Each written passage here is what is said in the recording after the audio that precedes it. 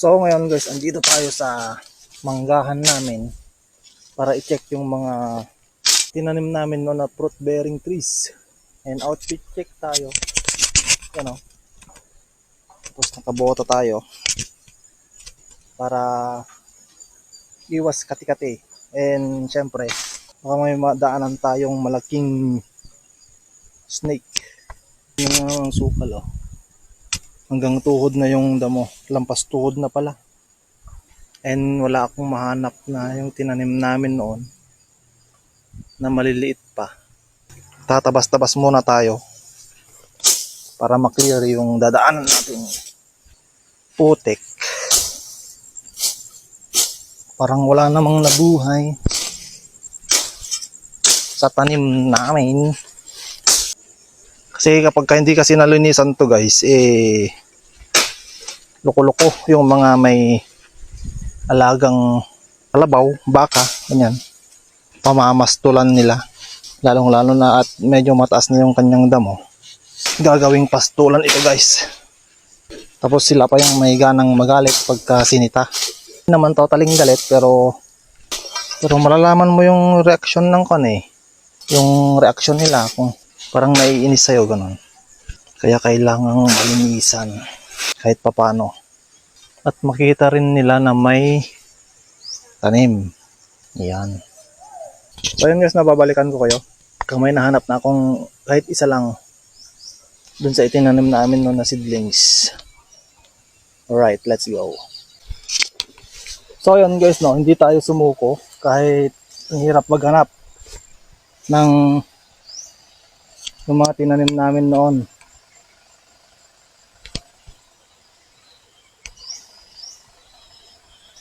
Ano yun? Labuyo oh. Hindi makita guys. Malayo.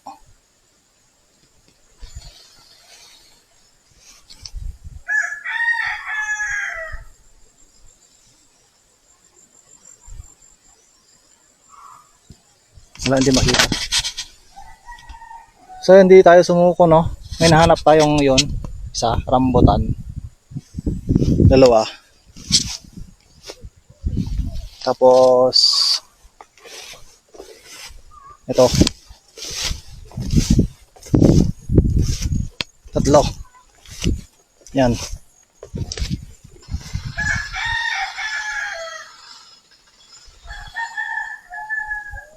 Tapos meron pa doon pero maliit. Nadaanan yata ng kalabaw. Bale, 4 yung nahanap natin dito sa masukal at madamong lote namin.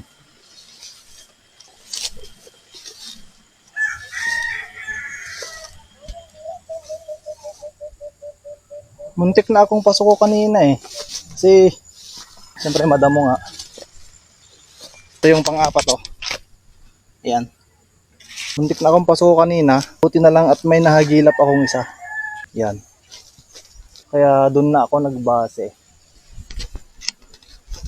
Ito maliit yung nakita ko. Siyempre malinis dito sa kanyo. Ito. So ibig sabihin straight na ganon. So yun. Nakita ko yung isa. So anong oras na ba? Try ko pang maghanap ng iba pa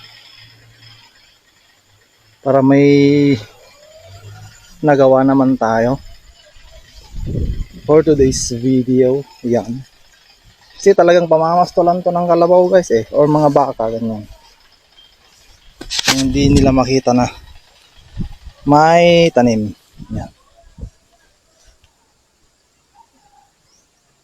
So kung ito possible yung diretsyon yan is meron din. So naghahanap pa tayo. Alright, let's go. Okay guys, may nahanap na naman tayo. Ito, napakaliit talagang natabunan. Yan, kalamansi ito. Yung una kanina doon na nahanapan natin is rambutan yon. Ito, kalamansi. Ayan. Oh.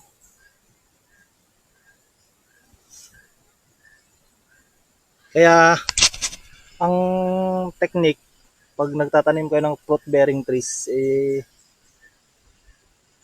dapat may distansyang 5 meters. For example ito. At saka yung nahanapan natin doon, approximately 5 meters yan, sobra pa eh. Yan. Tapos dito naman, yan. Diretso dyan, possible na meron pa dyan.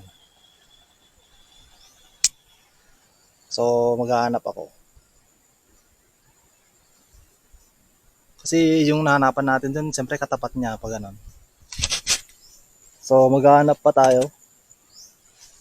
Actually marami to guys eh, 30 yata na seedlings noon.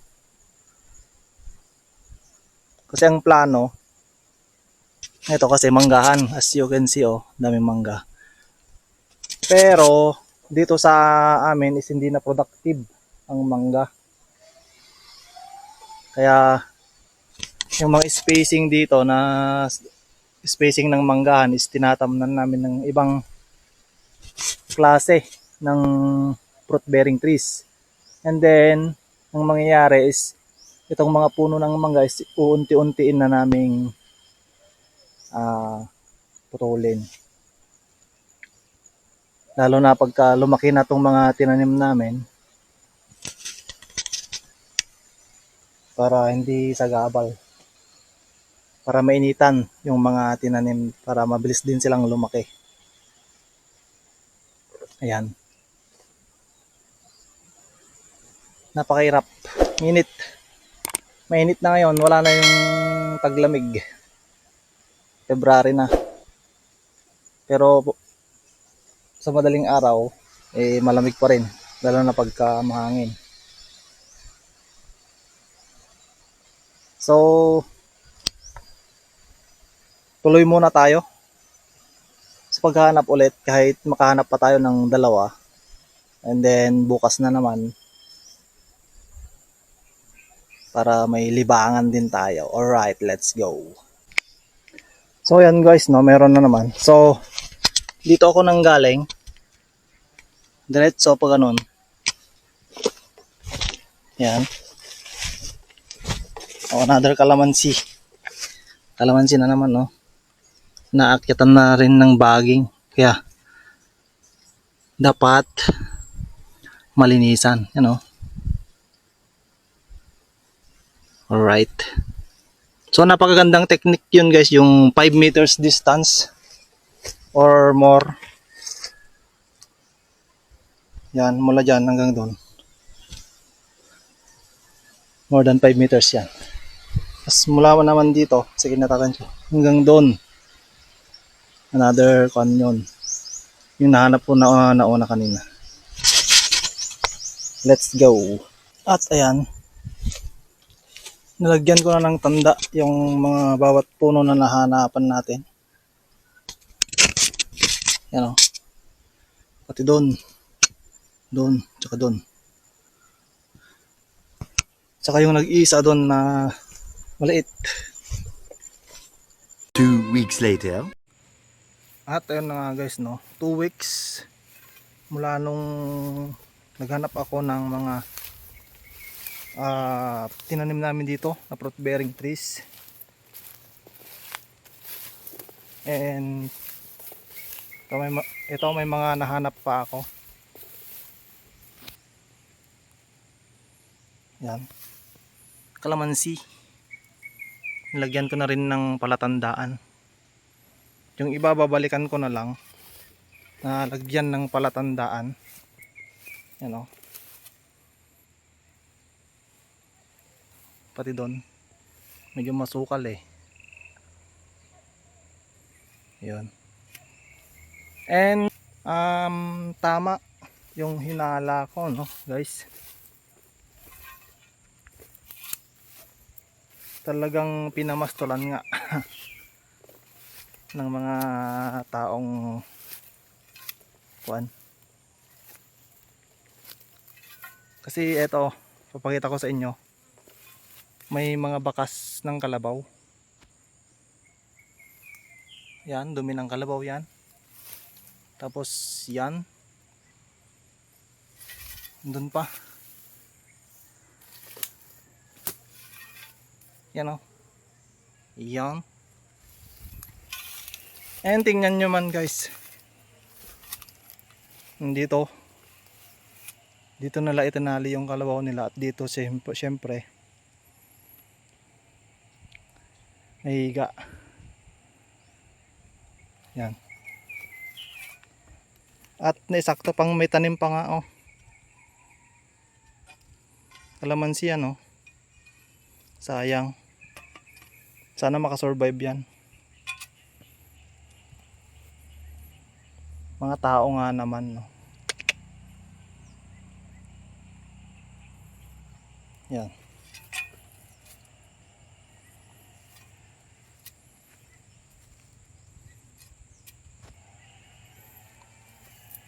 Ayoko kasing kan guys eh. Ayokong magsalita ng yung medyo, although yung sa loobin ko eh gusto kong maglabas ng sama ng loob, pero ayokong magsalita sa kanila kasi alam ko naman yung feeling na, alam nyo yun,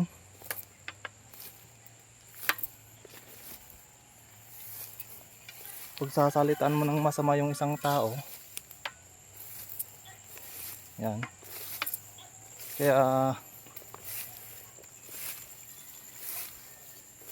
bahala na si God sa kanila.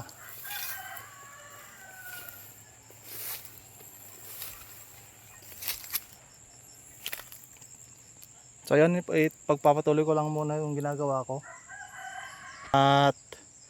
At may nahanap na naman ako. Ano? Kukultivate ko muna.